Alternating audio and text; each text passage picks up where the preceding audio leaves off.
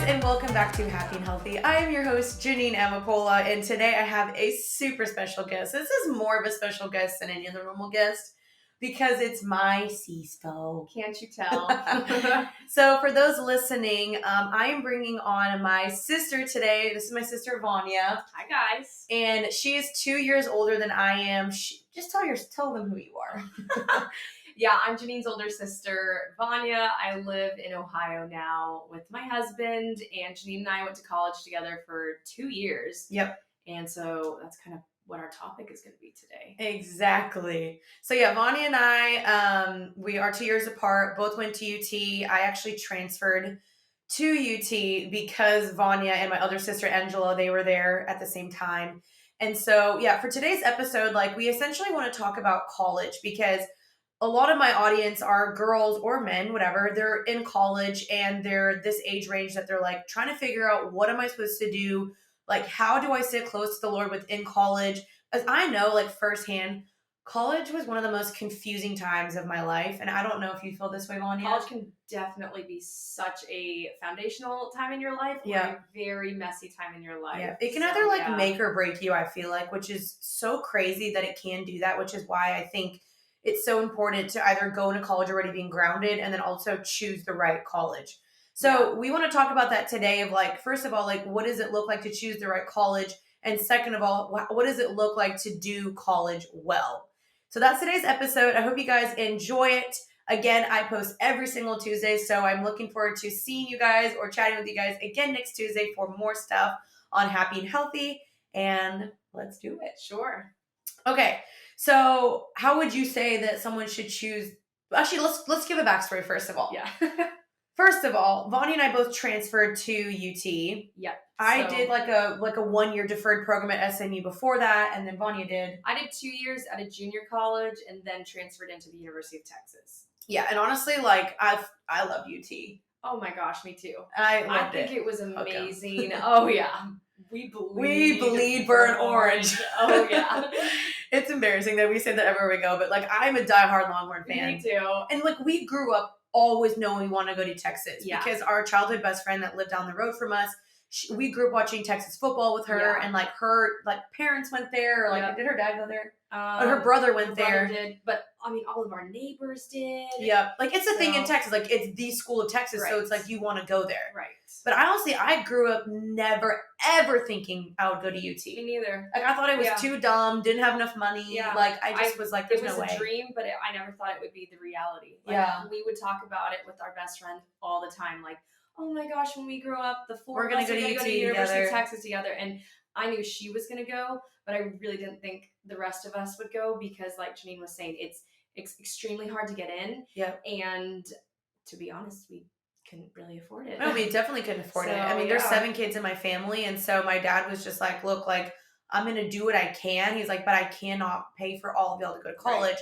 So financial aid is a thing. If y'all don't know, it literally saved my butt, and I think it saved Bonnie's butts. We both got grants, applied for scholarships, and did financial aid. And then also, Vania, you worked through college, right? I did, yeah. And that definitely helped a lot, reducing student loan debt. Yeah. Because I don't think you think about it when you're in college because it seems like imaginary money. Yep. So you just it's Monopoly money. Yeah, you just start pulling out loans, and then eventually when you get older and you get out of college, and then you're oh my gosh. I took out, $20,000 to $30,000 in debt. How did this happen? So like Janine was saying, applying for financial aid, scholarships, grants, all of that. Take advantage of every single one. Seriously, do it. Yeah, and I was pretty fortunate because my YouTube took off during my junior year of college. So I was able to, right after I got out of college, paid off everything, which was honestly such a blessing because so many people come out of college with debt. And I was really thankful and grateful because I was I worked, I did my job in college, and I was good. So that was really such a blessing. But so yeah, we both went to UT together. I transferred in my sophomore year, and Vania was already there living with my sister Angela and our childhood best friend Cammie. Yeah. And I loved UT. I honestly loved how big it was. I loved how diverse it was. It was way more affordable than a lot of other schools because it's a state school. Yeah, public state school. And I loved the experience of the football games and just how big it was and how big the classes were and all the opportunities. And it was such an honor going to Texas. So many different majors to choose from, so many different student organizations to choose from. I mean, anything you really wanted to find there, you could find, because some student organization has created the club or created a way for you to do it. Right. So the three of us, me and Janine and Angela, all studied completely different things. We were in different student organizations, and that was we did everything different. Like, so I at UT, I did radio, television, film, major in a business minor. I did cheerleading, and I was in Sigma Phi Lambda for a semester because I actually copied Vania, which was the Christian sorority. And I also did Young Life for like a semester. Mm-hmm. And my major was in exercise science. I minored in biology, and I was a part of like the pre-physical therapy club. I was in Sigma Phi Lambda as well, which was the Christian sorority. And then I was also... You did dance. Oh, yeah, and I was on the University of Texas dance team. So yeah, so very different, but we did live together for about 1 year. Yeah. 1 year crossover, and that was really fun. So I guess like let's talk about like why did we pick UT, or like what is a good reason for y'all to pick a school? Now, obviously you have to weigh in, okay, location. Mm-hmm. Do you want to be close to your parents? Do you want to be close to where you grew up, or do you want to completely leave? For me, when I was in my freshman year, I was literally living at my parents' house going to SMU, and I was like, I don't want this. And so I transferred to UT just so I could have a little bit more freedom. And I also wanted to move away from Dallas, so I did that. Mm-hmm. I think location's really, really important. Definitely. Yeah, and I think that will definitely go into it, because maybe you're a person who you've never really traveled a lot and it'd be your first time leaving. Yeah. That would be kind of big if you went all the way across the country, but maybe you want that. So for me personally, I felt like we were 3.5 hours away from our parents, and I felt like that was a great distance, because we could go home for birthdays, for big things that were going on in our family, but it wasn't to the point where it was like they were too close by, and they're just popping in and controlling you or anything. So I thought it was a perfect and I didn't distance. branch out because my family was right there. So. Yeah, Austin is way different than Dallas anyway, so it did feel like we had like really, really moved away. Yeah. So think about like location. Like, do you want a different experience? Do you want to do out of state? Just so you know, out of state is more expensive, which kind of sucks. So think about that. And then obviously just like the cost of the college. Like, again, what we were saying, financial aid, grants, scholarships, like, can you afford it? Are you paying for it? Are your parents paying for it? So like, again, for us, like our dad and our parents like didn't pay for anything, even though our dad did give us money here and there. Yeah, he like paid for my rent occasionally. Yeah, he was sweet. Helpful. Yeah, he definitely helped out in many ways that he could, but he just because there were so many of us, he was like, I can't do this for everybody. Mm-hmm. So just thinking about that, and then again, like, does this college have your degree? Does it have what you want? Does it have cheerleading or programs or football or whatever that you're looking for in a college experience? Does it have that? Does it have Greek life, which is a whole nother topic? Yeah. But does it have Greek life for you and the club you want? Yeah, I think personally I'm biased, because personally I think don't rack up a ton of debt in school because you have to pay that back later. Right. So personally for me, I would say go to a state school if you're the one paying for it. Now, if you're not the one paying for it, or you're going to get an amazing scholarship and the school is going to offer you like a full ride because of academics or because of sports or something, then go somewhere that maybe you've always wanted to go, because college can be a really good time to like find yourself as an adult and start to learn how to adult and what do you like and not like and all that stuff. Right. But if you're gonna feel like you are gonna be super anxious about the amount of debt that you're gonna take, I would personally bias say go to a state school. Yeah.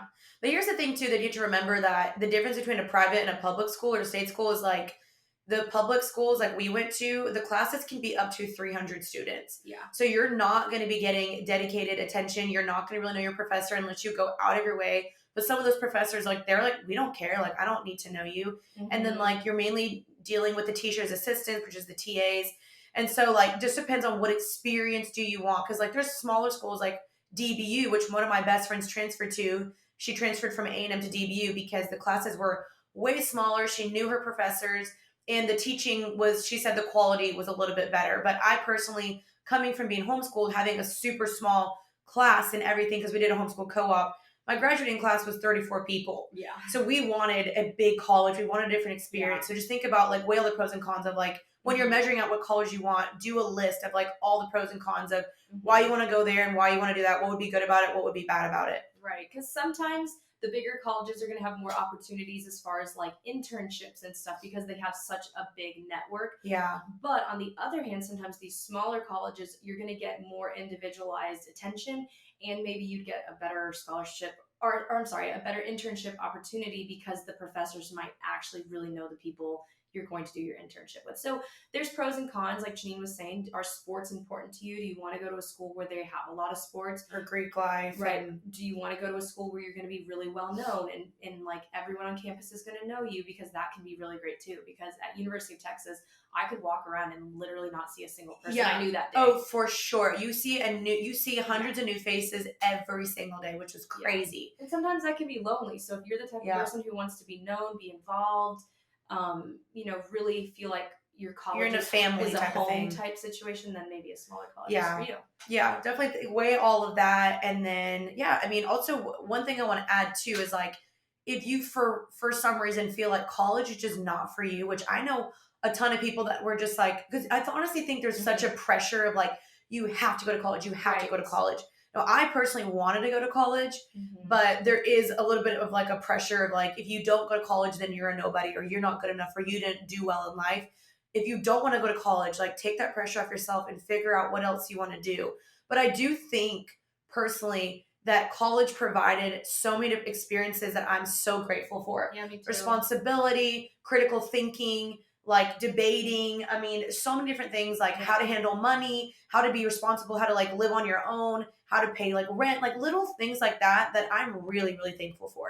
Yeah, and I think for me too, it just boosted my confidence because I think in high school, like maybe I thought I was smart, but to be honest, like college, when I was in a class with many other people and just realizing like, okay, I actually am excited to learn and I can do this and I can write a paper really well. That's challenging. It was challenging to me and I think it boosted my confidence going into like looking for future jobs and stuff. Just them seeing that you have gone to college is sometimes all they're looking for, unfortunately. But if you're going into a field where you have to go to college to even get a job, then yes, you probably need to do that. But if you're in a field where you don't need to go to college to make a living, the arts, typically you don't necessarily have to. Then personally, I say like go focus on internships. Yeah. Or go network rather than spending all that time and money in college. Right. Like for me, like I'm a full-time YouTuber influencer. I definitely did not need to go to college for my job now. However, I can still see how going to college completely helped my career with time management, accounting, money, critical thinking, communication. I mean, all the different skills I learned, editing, like all the different vernacular with film and stuff. It definitely did help me, but I didn't need that for my job. So just think about what that is for you. And for me personally, I had to go to college because I'm a physical therapist. So it's like you cannot become a physical therapist unless you've gotten the bachelor's degree and then you go into grad school. So right. Yeah, but I would say, so let's talk about how to do college well, because I think I definitely, if I could redo my college experience, I think I would personally, because now that I'm older and I've looked back and we transferred and we were, a little bit more sheltered growing up, like I just wish that I had maybe done it a little bit better. I think one thing that you definitely need to do, and I've talked about this before, but like it's find your people, find your club, find your group of like-minded people. And especially for us, we were Christians, so we wanted to find other believers in college. And so that's why I joined Young Life and we joined Sigma Phi Lambda and all that stuff. But find people that are, first of all, going to make you better and going to push you and going to challenge you and going to encourage you to do college well. Because let me tell you, like I said, college is one of the most confusing times of your life. Like I said, it was for me. Everyone there is trying to figure out, who am I? Where do I fit in? What do I want to do here? What do I want to do for the rest of my life? What club am I involved in? Like everyone's a little bit confused. And so you're all just like a bunch of confused people like rubbing off on each other, like the blind leading the blind. Yeah. So try to get in like, I don't know, like a good club where you feel like these are my people and they're making me a better person. Right. Personally, for me, that was Sigma Phi Lambda. And then I was also a part of this other ministry organization called Every Nation Campus Ministry. And for me, I needed that because they did social events that did not revolve 100% around partying, drinking, and like hooking up with someone.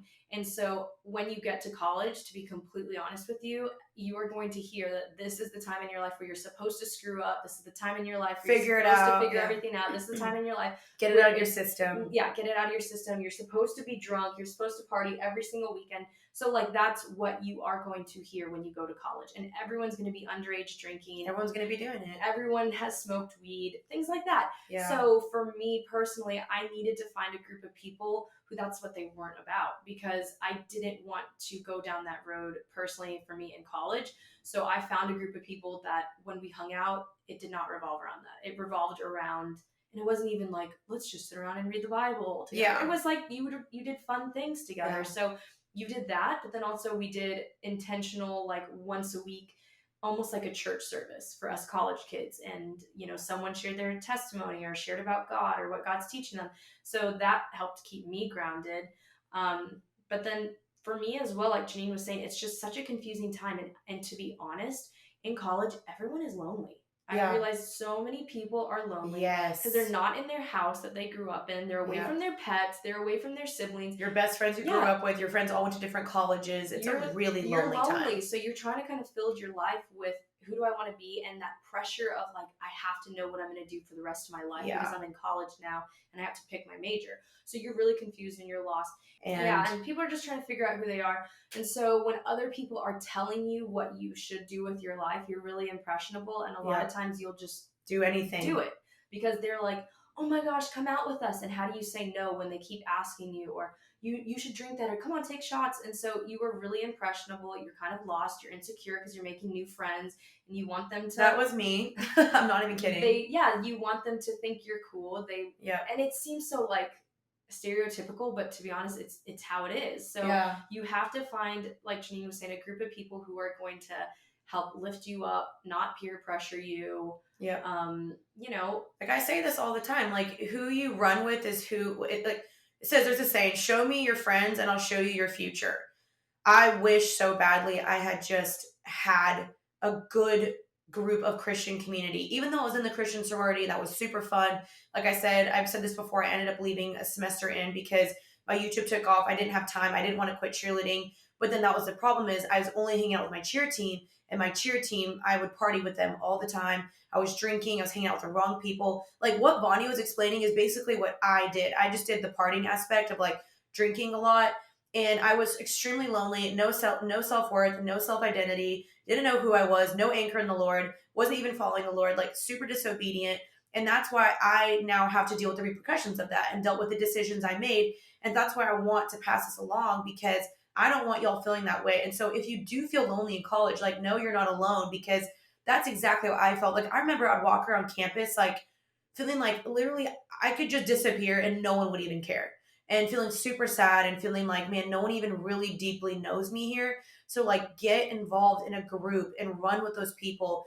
And if you're a Christian, like get involved in a Christian organization. I'm telling you, it's going to make or break your experience. Yeah, I think the same thing, even though I felt like I knew myself prior to going to college. And I think that for me is what helped my foundation be solid, is that I had determined kind of who I wanted to be prior to going to college versus once I got there trying to figure out, okay, I'll dabble in this, I'll dabble in that. So I think knowing myself, knowing my identity in Christ really helped prior. But also join a local church, because your organizations can only go so far. Usually they're student led, so those students they're stumbling too. Yeah, they're not a pastor, they're not like a counselor. So join a local church where you have someone who is keeping you accountable, like have someone discipling you and keeping you accountable and checking in on you. That way you don't feel like, oh, I guess I'm good because I went to like my local organization this week and we just kind of brushed on the topic of Jesus. But I think having a local church definitely keeps you more grounded. Yeah, and I think just talk to people too. Like if you have someone that you can go to when you're feeling lonely, you're feeling sad, or feeling like I messed up. Like when I would mess up, like I remember there was one day, like I did something super dumb and I met with my sister Vania and I told her everything I did. And she was like, all right, like, what are we going to do to fix this? Like, what are we going to do to make sure that doesn't happen again? What are we going to do to make better decisions? And like having someone to talk to you about that versus just keeping it a secret and hiding it and being like, well, no one's going to know. I'm just going to keep doing that over and over and over. Like, it's so important to have that. And so like, it really is people. And that's why, again, when you're choosing your college, like choose like who you want to run with in that college. Do you know anybody at that college already you can link up with? Is there an organization you already know about that you want to join? Because there are some Christian sororities, like there's a ton of Christian organizations, but also the local church, I think, is going to be so foundational as well. Yeah, definitely. And I'm not going to lie, I was not a saint in college. I messed up a lot. too, and there's things that I wish I didn't do. But like Janine was saying, if you're just constantly messing up, then all of a sudden you just get this guilt and this shame, and that weighs you down, and that keeps you like in your secret sins. Yep. And having someone who you can just talk to and they can help you with that and get it out of you, so you're not just confess it, y'all. There's freedom in confession. Guilty and shameful the whole time, because I had some definite like things that I was hiding from my sisters when I was there as well. Mm-hmm. So you have to get it out of you. And then also lastly, just like Janine was saying, like there were plenty of times where I felt super lonely in college because it was so big, and walking around campus, same thing. Like you'd eat lunch alone, and I'd never really eaten lunch alone. Yeah, that was weird. I got to college, and that was so weird, freaky, and like, oh, I feel like I'm in high school sitting at a table all by myself when, normally you'd all eat together. So, find people to help go through this college experience with you. Yeah, and I think something that you remember too is like it does take time. Like with anything, like just when I moved to California and I moved back to Dallas, like finding people, getting in your rhythm, knowing what to do, it takes time. So don't be mad at yourself if your freshman year, even your sophomore year, if you're still like, I don't know what the freak I'm doing. Because I mean, college, it is kind of that time to figure out what am I doing. Mm-hmm. You're thrown into a completely new circumstance where you're not supposed to know what you're doing. So that's okay. So just know like you're not going to have it all figured out. And the thing is too, you're going to be sitting around, you're going to be looking, you're going to be thinking, everyone has it all figured out. They have friends, they're so confident, they have money, they're in their perfect dream job and career and internship, whatever. But really like nobody is. Right. Like nobody freaking knows what they're doing, right. I promise you. Because when you really start talking to people, everyone's like, oh, I have no idea how I passed that exam. I have no idea how I even got into this college. Like suddenly you feel so stupid, which was kind of like comforting because you're like, oh wait, I'm not alone. I'm not like crazy. So that's kind of nice. Most people will change their major 2 or 3 times. Yeah. I changed mine twice, I think. And the thing sometimes you apply for, you maybe don't get it the first time. Like I applied for the school that I wanted to get into and I got rejected the first time. And I was like, well, that sucks. So I applied again. So just know like it's going to be trial and error. It's trying again. It's picking your feet back or your head back up and be like, all right, I'm going to get back on the horse and do this again. Mm-hmm. So you're just taking time to figure out like what is it that I enjoy and what degree do I want to pursue. But don't feel bad if you change your degree a couple times. Right. Yeah. It's super common. So what else would you say makes a good college experience? I'd say like who you live with too. Yeah. Where you live, who you live with, roommates literally make or break. Yes. I have some crazy stories, which I just feel mine would be really insensitive to share, but I had my place broken into twice. I had a roommate that was mentally not doing well that led to her trying to attempt something. That was really hard on us. And so we even got robbed another time when we lived together. Yeah. So Janine got where you live? What 3 times? I think two or 3 times. I'm not even kidding. It was crazy. Awful. So choosing your roommates wisely is also important because that also can really make or break your situation. And so like there's all these different Facebook pages you can go to for your college where you find roommates. You can list like what you want, what you don't want, your personality traits, if you're clean, if you're not, if you have a boyfriend. Night person.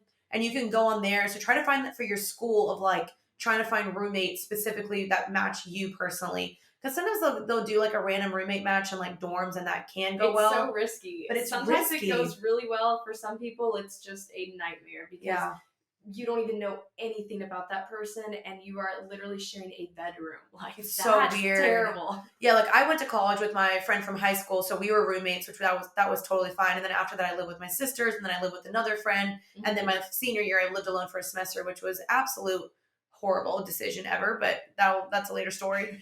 So choosing like also your roommates is important because that also can kind of make or break your situation, I think. Definitely. I mean, I've heard horror stories from my friends who like came home and their friend had been like sleeping in their bed, or like the messiest person in the world who never even did a single dish the whole year that they lived together. And it's like, it can be very frustrating. So yeah, choosing your roommate before you get there is, I think, a safer bet. But it's not always realistic though, which sometimes you can't. But like at least try to meet up with them before you agree to live together, or like have a phone call or FaceTime each other or something. But, yeah. And I would just say again, like with the whole like identity thing in college, it's like there are going to be so many different peer pressures of smoke this, drink this, hook up with that guy. Yeah. Like, and everyone wants to look like they're so cool and that they're fun and they're having the time of their lives.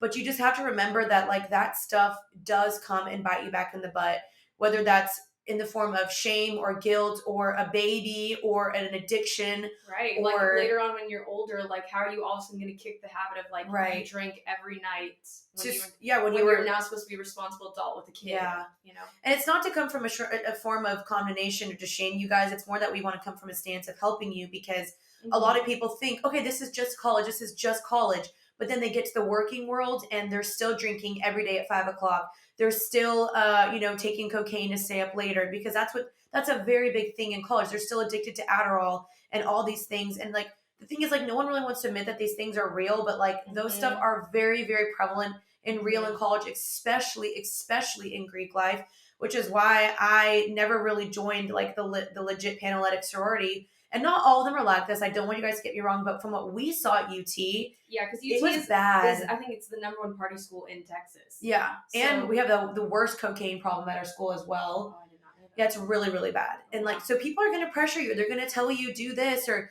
oh, come on, like really, you don't want to do it, and you're going to feel like an idiot by not doing it. And so, like I said, just go with the right people. And like, if you want to go to the party, I understand, but go with people that are going to say, hey, we're not going to do this. We're going to leave at a certain time. We're not going to participate. Because I understand, like, you're at this time in your life where you want to experiment, you want to see, you want to try, you want to just be like, what is college really like? Which is what I think I did. I think I still had a pretty healthy balance of it, but it definitely can become addicting or a habit or where you just absolutely start going off the rails. And people like my sister are going to have to start railing you back in. And so just know, like, it's okay to want to be curious, but don't let that be like a new habit and a new lifestyle. Definitely. And you have to have people who will call you out. aside.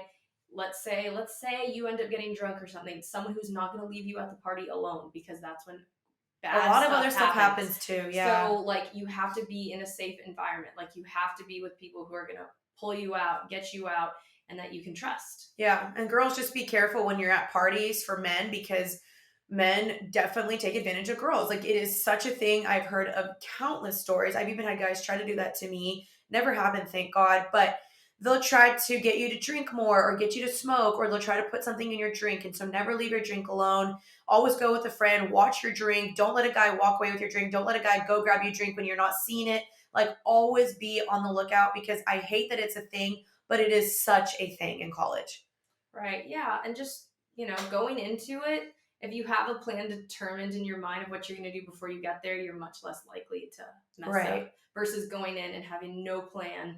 And then all of a sudden you're in a situation where you think, how did I get myself here? Exactly. Like just know kind of what you're going to do before you get yourself into the situation of like, okay, I'm not going to have any drinks at this party tonight, or I'm only going to have the one drink that I hold in my hand the whole night, and I'm not going to let myself have any more, or, I'm going to leave at this time and that will be it. Yeah. And again, I mean, I just want you to guys to know, like, there isn't condemnation if you do decide to try that or drink or whatever, but I would just say take caution, because sometimes those things, you think that they're bringing you life, and in the end it just leads to sin and more guilt and more shame and just heartbreak down. And heartbreak. And that's just kind of my college experience, is what I learned the hard way. Because I think something that's so important too is, like, if you don't go in already knowing yourself, knowing your identity, your calling, your purpose, you're having the Lord as your anchor, you're gonna be like a little leaf blown in the wind, just being drifted anywhere to someone, for someone to accept you and to love you and to make you think that you're cool and loved and valuable, which is what I went through.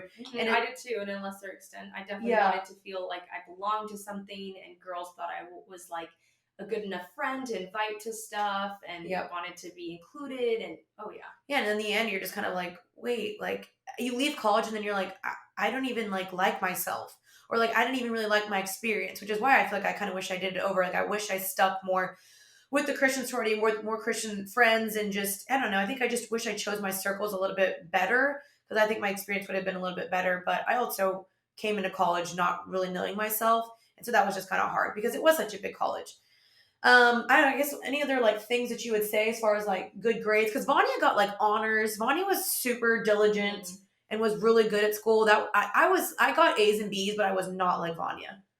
I mean, I think it is what you want it to be. Yeah. So for me personally, I knew I was going to go to graduate school and become a physical therapist, so I had to have good grades. But if you are the type of person who your internships matter more and you don't have to be so stressed about your grades, then don't let school be an idol. Because for me, it definitely can be. It was an idol 100%. Janine and I might have struggled in different ways, but for me, I was consistently anxious about school grades. I'm never going to get into PT school. My whole life will fall apart if I'm not a PT. Yeah, so I didn't think that. Anxiety in that sense. So if you making it your identity. Yeah, it was 100% my identity, and I thought the only way to be successful in life is if I do what I had set out to do from the very beginning. Which, who cares if your plans change later on down the road? And if you're in a major or something where you don't have to shoot for all A's, then don't. But number one is you have to honor God in all that you do. Yes. So apply yourself and work hard and be diligent and show your teachers that you have integrity and that you are not slacking off in their class, because you don't work for your teachers, you work for God.